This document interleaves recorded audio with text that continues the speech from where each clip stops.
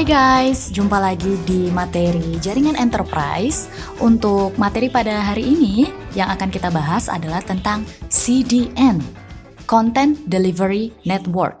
Apa sih itu Content Delivery Network? Secara simpel, CDN itu bisa diartikan sebagai jaringan server web yang terdistribusi secara geografis di seluruh dunia. Untuk apa tujuannya? Untuk meningkatkan kinerja dan skalabilitas pengambilan konten. Bagaimana caranya? Yaitu dengan mengizinkan beberapa penyedia konten untuk mereplikasi konten mereka di network of servers atau di jejaring server-server. Oke, misalnya Shiva nih ya, seorang mahasiswi di Indonesia. Nah, dia itu fans beratnya Shakira.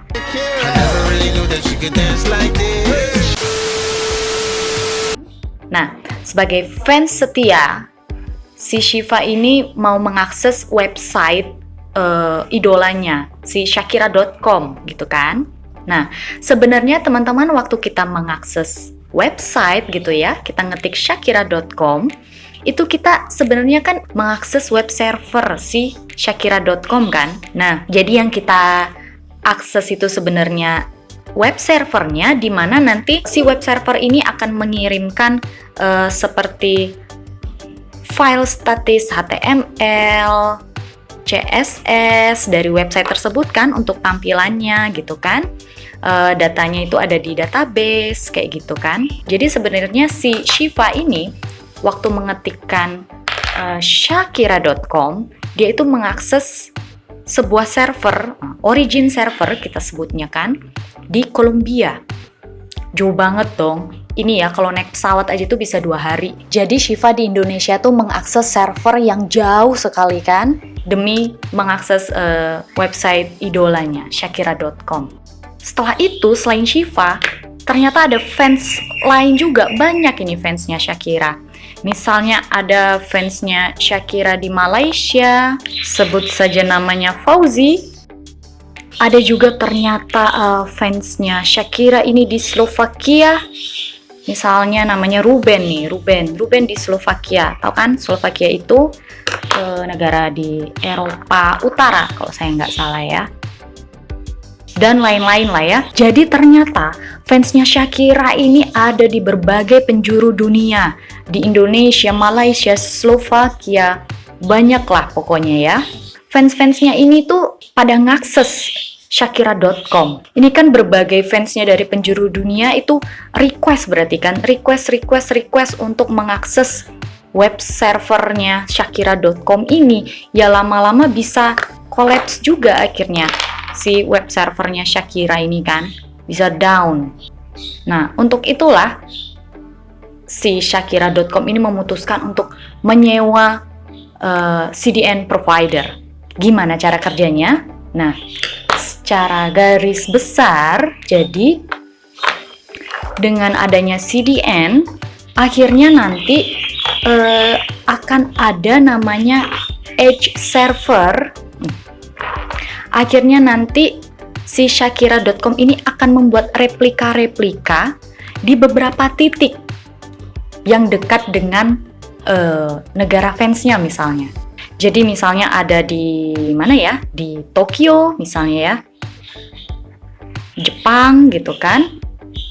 Selain itu dia buat juga di Belanda misalnya.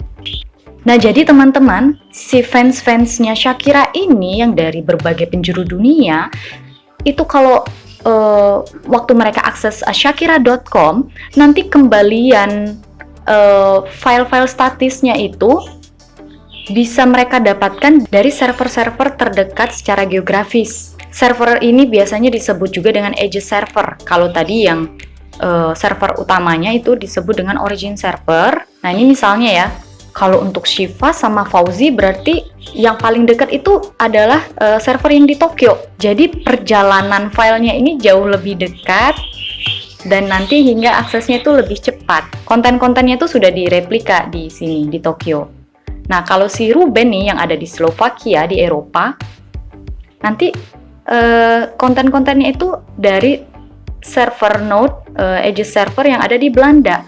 Nah, karena beban kerja tadi sudah dilimpahkan nih ke Aegis servernya, sehingga origin servernya kerjaannya nggak terlalu banyak lagi. CDN adalah sarana untuk memindahkan beberapa atau semua beban pengiriman konten, terutama konten statis dari server asal. Server replika yang mengirimkan konten atas nama server asal disebut dengan server CDN. Misalnya, Denny mengunjungi facebook.com. Seluruh halaman atau sebagian konten pada halaman mungkin berasal dari server lain selain facebook.com. Server lain ini tadi merupakan replika sebagian dari server asal atau server origin secara geografis atau topologis dekat dengan klien dibandingkan dengan server origin. Jadi, klien akan mengalami latensi yang lebih rendah. CDN juga dapat digunakan untuk capacity management atau manajemen kapasitas. Misalnya untuk mengatasi lalu lintas musiman. Contohnya selama Natal dan Tahun Baru. Selama waktu ini, daripada berinvestasi dalam peningkatan sumber daya atau kapasitas yang akan kurang dimanfaatkan di bulan-bulan lainnya, maka kita dapat menggunakan CDN sebagai solusi. CDN adalah arsitektur untuk pengiriman konten web yang efisien ke klien dalam jumlah besar atau ke banyak klien. CDN ini dioperasikan oleh perusahaan yang dimana perusahaan ini memberi cas atau biaya untuk layanan pengiriman. Nah, klien yang dikenakan charge atau biaya ini disebut dengan content provider atau penyedia konten. Kita bisa melihat CDN digunakan hanya jika kita melihat permintaan DNS yang sebenarnya atau membaca source HTML dari suatu halaman web. Kemudian, CDN ini ada dua jenis. Yang pertama adalah CDN komersial untuk pengiriman konten aktual, contohnya Akamai, Panther, Express, Savis, VitalStream, dan jenis CDN yang lain adalah CDN akademik, yaitu digunakan untuk penelitian tentang pengiriman konten. Contoh dari CDN akademik ini adalah Codin, Coral CDN, dan Globule.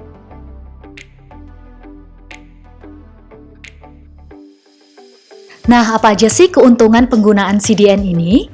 Di antaranya yaitu mengurangi kebutuhan customer dalam menginvestasikan infrastruktur situs web dan mengurangi biaya operasional untuk mengelola infrastruktur tersebut. Selain itu, membypass kemacetan lalu lintas di web, meningkatkan kualitas, kecepatan, dan keandalan pengiriman konten, serta mengurangi beban di origin server atau server asli. Salah satu goal utama CDN adalah membuat penyedia konten memiliki kontrol atas bagaimana cara kontennya di-case. Penyedia konten menandatangani kontrak dengan CDN provider, di mana kontrak ini menentukan bagaimana konten dapat di-case. Dengan adanya kontrak ini juga berarti CDN akan mengikuti keinginan penyedia konten. CDN biasanya mengenakan biaya per byte dari lalu lintas yang disajikan. CDN dapat digunakan untuk segala jenis konten. Biasanya penggunaan utama adalah untuk konten web. Selain itu, media streaming juga bisa dikirimkan melalui CDN. Oke, sekarang kita bahas gimana cara CDN ini bekerja. Pertama-tama, user mengirimkan request ya ke origin server atau ke server asal. Misalnya kalau di contoh kita tadi Shakira.com gitu ya. Kemudian permintaan atau request ini di-intercept atau dicegat oleh redirection service atau layanan pengalihan. Nah, lalu si redirection service ini meneruskan atau memforward request-nya si user ke server konten CDN terbaik. Sehingga setelah itu, konten akan diberikan dari server konten CDN. Nah, request redirection ini tadi bisa dilakukan dengan dua cara. yaitu yang pertama DNS redirection, yang kedua URL rewriting. Untuk DNS redirection ini menggunakan trik DNS. Jadi server DNS resmi dikendalikan oleh infrastruktur CDN. Kemudian beban akan didistribusikan ke berbagai server CDN. Sedangkan untuk URL rewriting, halaman utamanya masih berasal dari origin server. Tapi, URL untuk objek-objek seperti gambar dan video ditulis ulang, yang dimana nanti diarahkan ke server CDN. DNS redirection ini pun dibagi lagi menjadi dua jenis, yaitu full redirection dan partial redirection. Pada full redirection atau pengalihan penuh, setiap permintaan untuk server origin atau server asal akan dialihkan ke CDN, ke server CDN. Dan pada dasarnya CDN mengendalikan zona DNS penyedia konten. Sehingga untuk full redirection ini, manfaatnya adalah semua permintaan dialihkan secara otomatis. Namun, kekurangannya atau kerugiannya yaitu dapat mengirim banyak traffic ke CDN, sehingga biayanya mahal bagi penyedia konten. Karena, seperti yang kita bahas sebelumnya, biaya berdasarkan traffic ya, dihitung per byte. Nah, itu tadi tentang full redirection. Nah, sedangkan untuk partial redirection, penyedia konten nanti menandai objek mana yang akan di-serve atau disajikan dari CDN server. Biasanya yang dipilih itu objek yang ukurannya lebih besar seperti gambar. Ketika klien ingin mengambil gambar, permintaan DNS untuk website yang diakses di-resolve oleh CDN dan image atau gambarnya diambil dari server konten yang dipilih. Nah, keuntungannya ya kalau untuk partial redirection ini jadi kontrol yang sangat baik atas apa yang dikirimkan. Namun kekurangannya jadinya harus secara manual menandai konten untuk CDN.